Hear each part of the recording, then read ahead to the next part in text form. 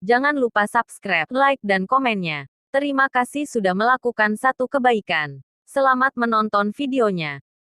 Hai teman-teman, Assalamualaikum. Uni akan berbagi satu resep, yaitu ini boleh dikatakan lauk yang menggunakan ikan yang masih fresh atau basah dan juga udang basah. Ikuti tayangan ini sampai habis dan juga jangan lupa subscribe dan like juga video ini. Selamat menonton, happy cooking. Nah, di sini yang Uni pakai yaitu ikan, kalau orang Minang, orang Padang bilang ini bada.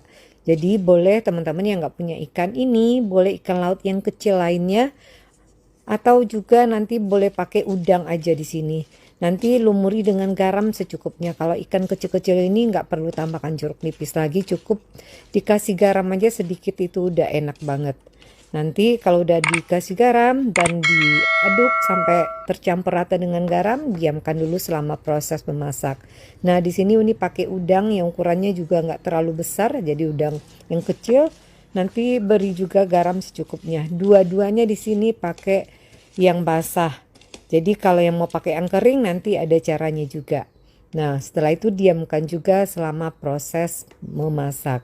Selanjutnya di sini kalau orang Minang itu identik dengan menggunakan daun kunyit. Jadi yang suka daun kunyit boleh pakai ini 1 lembar aja kalau yang ukuran besar.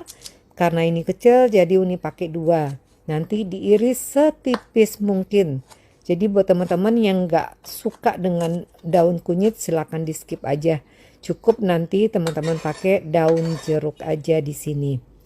Nah, untuk takaran daun jeruknya boleh sesuaikan dengan selera kita, mau lebih banyak atau sedikit. Nanti buang tulang bagian tengahnya itu, lalu nanti teman-teman bisa iris juga setipis mungkin sama dengan daun kunyit. Nah, kalau udah kita akan sisihkan ini dulu.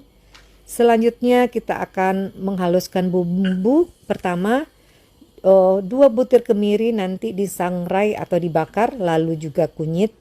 Kurang lebih 2 cm aja di sini atau nanti pakai kunyit bubuk juga bisa. Nanti setelah disangrai atau dibakar kita sisihkan ini. Selanjutnya di sini siapkan blender. Lalu kita akan menghaluskan. Nah, di sini kalau yang versi Padang itu dia menggunakan cabai. Jadi buat teman-teman boleh pakai cabai sedikit atau di skip aja cabenya. Nanti tambahkan yang kita sangrai tadi yaitu kunyit dan juga kemiri. Lalu di sini Uni pakai 3 siung yang besar bawang putih dan dilanjutkan juga jahe. Jahenya kurang lebih 3 cm aja. Dan selanjutnya juga di sini pakai ketumbar, boleh ganti dengan ketumbar bubuk dan garam secukupnya. Lalu tambahkan di sini air, tidak perlu kita menambahkan minyak. Nanti teman-teman bisa blender hingga sampai benar-benar halus. Nanti kalau teman-teman menggunakan ulekan tidak perlu tambahkan air. Nah, kalau udah sisihkan dulu bumbu halusnya. Lanjut setelah ini teman-teman siapkan wadah. Kita akan mencampurkan tepung beras, lalu tambahkan juga tepung tapioka. Selanjutnya di sini tambahkan bumbu yang kita blender atau haluskan tadi. Selanjutnya di sini tambahkan santan, boleh bawa pakai santan fresh atau teman-teman pakai santan instan. Nanti kalau santan instannya boleh pakai 1 ukuran kecil aja. Lalu 1 butir telur ayam. Nah, semua ini teman-teman aduk. Nanti penambahan air di sini sedikit demi sedikit. Jadi takaran air itu jangan berpatokan di resep juga. Pokoknya sampai dia ini nggak kental ya. Dan juga encer banget juga nggak. Jadi ini sedang aja nanti adonan ini. Kalau terlalu kentang nanti terlalu tebal hasilnya akan melempem juga. Jadi teman-teman bisa kira-kira lihat aja di tayangan ini seberapa kentalnya.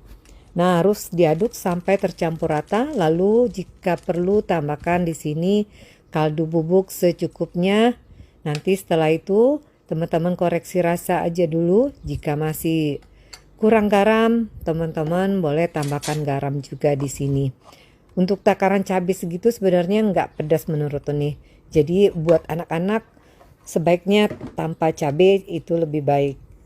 Tambahkan garamnya lalu diaduk lagi sampai semuanya tercampur rata. Nah, nanti pastikan semuanya sudah pas. Jika kurang, misalnya ketumbarnya, boleh tambahkan ketumbar bubuk.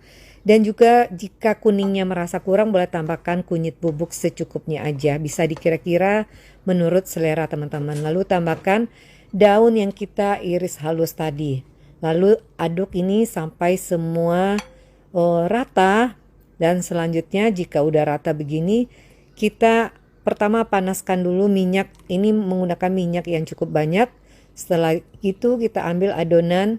Ini secukupnya aja pakai sendok sayur. Ini nggak nyampe penuh sendok sayurnya biar nggak terlalu besar nanti.